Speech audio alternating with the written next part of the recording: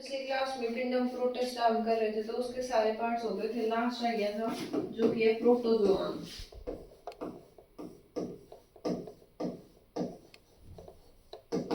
प्रोटोजोआंस क्या होते हैं? हेटरोट्रॉफ्स होते हैं, यानी अपना खाना खुद नहीं बना सकते, ये दूसरों के ऊपर फीड करते हैं। ज्यादातर दे बिहेव एज प्रीडेटर्स और पैरासाइट्स।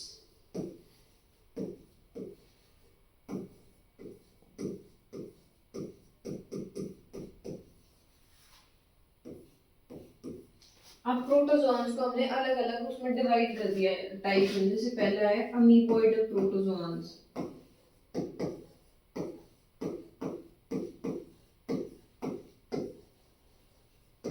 दूसरा है फ्लैजिलेटेड प्रोटोजोआंस,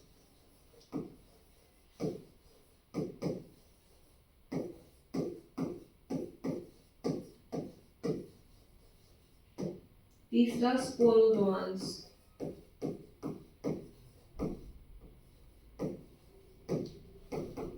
और लास्ट है ciliated प्रोटोजोआंस।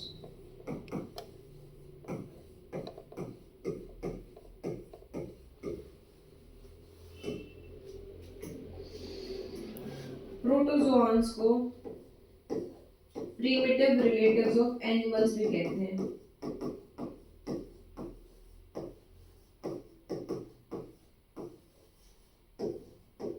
Primitive relative of animals are called protozoans. They are referred to as primitive relative of animals. तो अब इनके बारे में डिस्कस करते हैं कि क्या क्या होते हैं इसके types.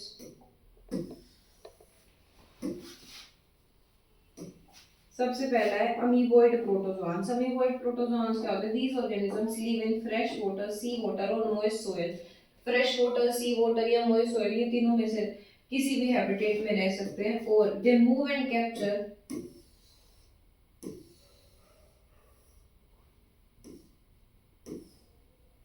They move and capture their prey by putting out pseudopodia. Pseudopodia को false feet भी कहते हैं। Pseudo का मतलब होता है false. As in amoeba, marine forms have silica shells on their surface. Some of them, such as entamoeba, are parasites. इसका example है entamoeba, amoeboid protozoans का। अगला है flagellated protozoans. The members of this group are either free living or parasites. क्या तो वो free living होते हैं, पैरासाइटिक होते हैं, यानी वो दूसरे ऑर्गेनिजम्स पे फीड करते हैं उन्हें बिना मारे हुए। Their flagella, the parasitic forms cause diseases such as sleeping sickness. Example trypanosoma. Trypanosoma sleeping sickness भी cause करता है और ये एक parasitic form है, यानी ये दूसरे organisms पे feed तो करेगा बट उन्हें kill नहीं करेगा, उनसे nutrition लेता रहेगा। Ciliated protozoans.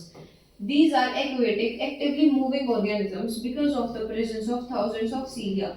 Ciliated के अंदर cilia present होगा और cilia movement के लिए होता है। They have a cavity, gullet, that opens to the outside of the cell surface. The coordinated movement of rows of cilia cause the water laden with food to be steered into the gullet. जो cilia होता है ये unidirectional movement करता है, तो ये खाने को पुश करके गुलेट के अंदर ले आता है उस खाने को। Example paramecium. अगला है स्पोरोजोआंस। These sporozoans, this includes diverse organisms that have an infectious spore-like stage. इनके पास एक infectious spore-like stage होती है in their life cycle. The most notorious is Plasmodium, that is malarial parasite. Plasmodium को malarial parasite भी कहते हैं, which causes malaria, a disease which has a staggering effect on human population. ये malaria होती है, इसका एक स्टेगरिंग इफेक्ट होता है ह्यूमन पॉपुलेशन पे, तो इसीलिए प्लाज्मोडियम को मलेरियल पैरासाइट भी कहते हैं क्योंकि वो मलेरिया कॉज करती है। सो ये थे हमारे दो किंगडम। अब आता है थर्ड किंगडम जो कि है किंगडम फंगी।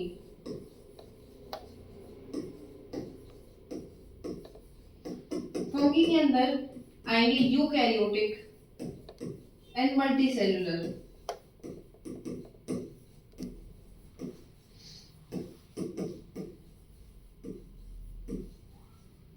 मल्टीसेलुलर मतलब इनके पास मल्टीपल सेल्स होती है। यूकैरियोटिक मतलब इनका जो न्यूक्लियस होगा उसके ऊपर न्यूक्लियस वेल डिफाइंड होगा, यानी न्यूक्लियस के ऊपर न्यूक्लियर मेम्ब्रेन प्रेजेंट होगी।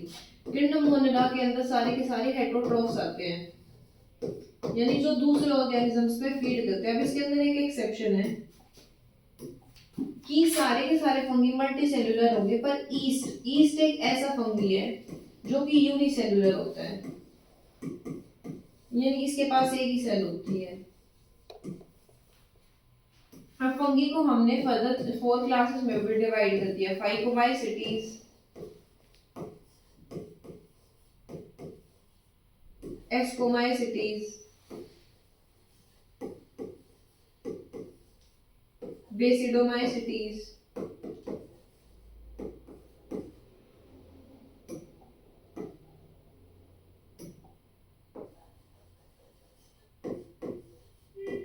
और last is Deuteromycetes.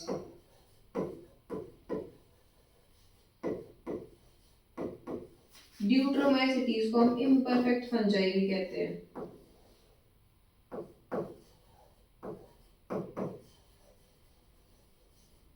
Imperfect fungi क्यों कहते हैं? क्योंकि इसके लिए सिर्फ हमें सेक्सुअल मोड ऑफ रिप्रोडक्शन इसका नहीं पता है, सिर्फ ए सेक्सुअल मोड ऑफ रिप्रोडक्शन अभी इसका पता है, इसीलिए इसको इम्परफेक्ट फंगी भी कहते हैं। अब जो हमारी फंगी होती है उसके अंदर एक कंडीशन होती है सीनोसाइटिक, सीनोसाइटिक हाइफे। जैसे फंगी जो होता है वो हाइफे से बना होता है, और हाइफे के ग्रुप को माइसीलियम कहते हैं। माइसीलियम इस ग्रुप ऑफ हाइफे।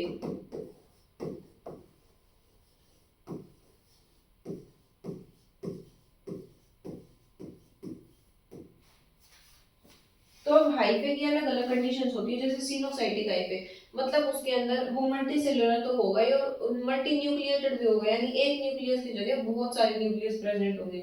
और भी दो कंडीशंस आती है हाइफे के अंदर, एक होते हैं सेप्टेट हाइफे और एक होते हैं एसेप्टेट हाइफे।